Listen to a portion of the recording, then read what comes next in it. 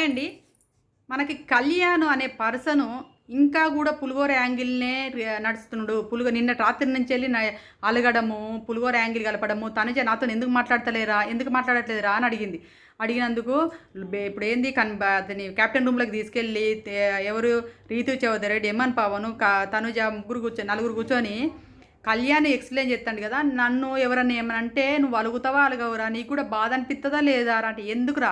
ఏ బాధరా? అంటే నన్ను అంటే నువ్వు వాళ్ళతోని క్లోజ్‌గా ఉంటున్నావు కదరా! వాళ్ళతో నన్నోళ్ళతో నువ్వు క్లోజ్‌గా ఉంటే నాకు నచ్చుతలేదురా అంటే నేను నన్నోళ్ళతో ఇప్పుడు నేను క్లోజ్‌గా ఉండొద్దా? ఎవరితోని క్లోజ్‌గా ఉండొద్దా? నేను హౌస్‌లో ఎవరితోని క్లోజ్‌గా ఉంటే నీకేమైతుందిరా? నీకేమైతుంది? నేను క్లోజ్‌గా ఉండకూడదంటావా?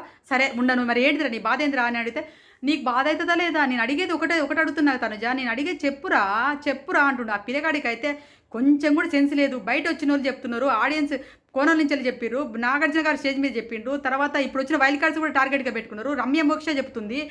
అయినా కూడా ఈ అబ్బాయిలో మార్పు రాకపోతే మనం విన్నింగ్ మెటీరియల్ అనుకుంటున్నాం. విన్నింగ్ కాదు, ఇప్పుడు జీరో మెటీరియల్‌కి వస్తున్నట్టు అనిపిస్తుంది. ఎందుకంటే ఈరోజు అదే జరుగుతుంది కన్వర్జేషన్. హౌస్‌లో నాకు చూస్తుంటే ఇరిటేషన్ అనిపిస్తుంది. ఈ అబ్బాయిలో మార్పు రావట్లేదు. ఎందుకురా అలా మాట్లాడుతావు? అందుకే నేను చైల్డ్ అనేది అందుకేరా నువ్వు చైల్డ్‌గా బిహేవ్ చేస్తున్నావురా అని చెప్పి తనుజ అంటూనే ఉంది.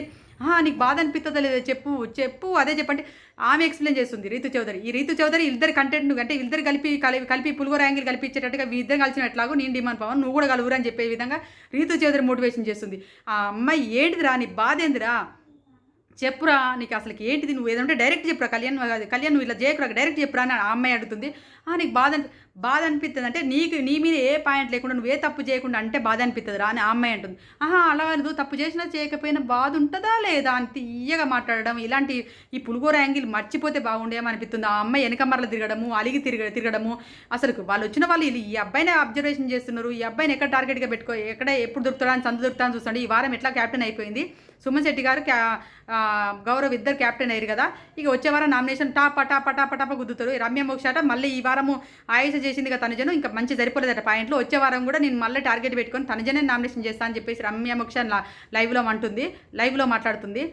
అదేవిధంగా మళ్ళీ పవన్ కళ్యాణ్ నామినేషన్ చేస్తారు. ఇవన్నీ నామినేషన్లు ఎదుర్కోవాల్సి వస్తుంది. ఈ అబ్బాయి ఎందుకు అలా చేస్తున్నాడో అర్థం కావట్లేదు. రాత్రి నుండి అలానే చేస్తున్నాడు. ఇప్పుడు కూడా అదే యాంగిల్ కలుపుతున్నాడు. ఆ అమ్మాయి వద్దురా, నువ్వు మంచిగుండురా, నువ్వు ఒక చైల్డ్రా అని చెప్పేసి అన్న కూడా అర్థం చేసుకోకుండా ఇంకా కొట్టి చెప్పాలా, చెంపమించి కొట్టి చెప్పాలా, ఇంకెన్నడూ నేర్చుకుంటాడు ఆ అబ్బాయి అర్థం కావట్లేదు. మంచి విన్నింగ్ మెటీరియల్ను తానంతట తానే గోతి దొంగకొని కింద పడిపోతుండే అనిపిస్తుంది. నాకు గోతిలోకి పోతున్నాడు అనిపిస్తుంది. మీరు ఎప్పుడు లైవ్ చూసిన వాళ్ళకైతే అర్థమవుతుంది. మీకు కూడా నాలాగా అనిపిస్తే మాత్రం ప్లీజ్ దయచేసి లైక్ చేయండి. ఇంకా ఏమైనా అప్డేట్స్ ఉంటే మాత్రం ఖచ్చితంగా నేను ఒక రివ్యూ చేస్తాను. ప్లీజ్ నా ఛానల్ మాత్రం సబ్స్క్రైబ్ చేసుకోండి. Please subscribe my channel.